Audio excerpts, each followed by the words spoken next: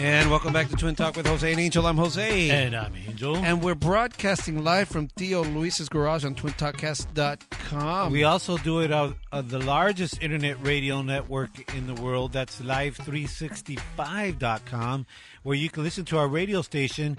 Just search for twintalkcast.com. It's pretty feed, man. We got some a good mix of music, some popular music, some independent music.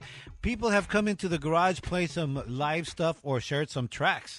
And talk about people have come into the garage. On the phone with us right now is Mr. Lee Camp from Moment of Clarity. What's up, Lee? Hello. Hey guys, how you doing? All Thanks right. for having me. Hey, thanks for being on our show again tonight. we know you're on the West Coast, and it's East Coast. Wait, We're West Side. We're on the West Side. Side. We know you're on the East Coast, and it's a long night for you to be with us, so we really appreciate it. But we really wanted you on the show because, man, there's so much to talk about. We just had Eleanor Goldfield with us. We talked a little bit about net neutrality. Had to explain it to my brother. I thought I needed an automatic transmission. And I know you have some big shows to talk about, but before we do, I do have a question. I'm sure you kept up with what was going on with Donald Sterling and his mistress and all of that. Do you have an opinion on that? Yeah, I mean, what he said was horrific, and I'm sure the NBA probably made the right decision. But I think the biggest story about this is you notice we're able to talk about the incredible racism in our society whenever something is said outlandish. Meanwhile, we ignore the deeper implications of an incredibly racist society. You know, people of color amount to like the same amount of drug use nationwide as white people, and yet account for 60% of all convictions. It's an incredibly racist society, and you know, that's just one of many different facts that show how racist our society is. And we just ignore all those and act like they're not a big deal. But meanwhile, one incredibly racist, rich white guy says something, and that's the thing that our media will pay attention to. How about every other day of the week they cover everything else that's going on?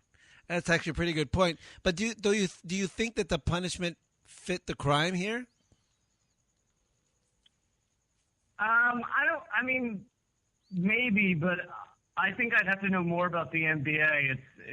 To me, it's whether a racist owner has the ability to make racist decisions probably matters as well, as opposed to just what he's saying.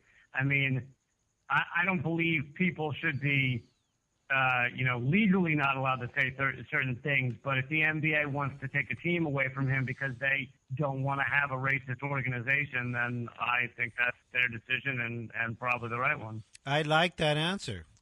I do, because then that really shows that we have. Otherwise, if we don't, if we feel that he's being ostracized by the NFL and people in general, then if we don't allow a private entity to do what they want to do, the way manage their business they want to do, then we would be ostracizing the private industry. I hear what you're saying. They should have an ability to run their business the way they'd like. They should slap him in the back of the head for dating that 50 years younger chick. Don't you think so, Mr. Camp?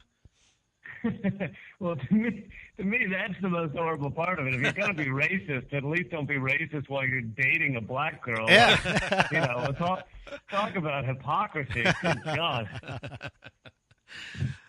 So let's talk about, I wanted to talk a little bit more about the United We Stand Fest. What does it stand for? What is exactly going on this United We Stand Fest that you're going to be part of?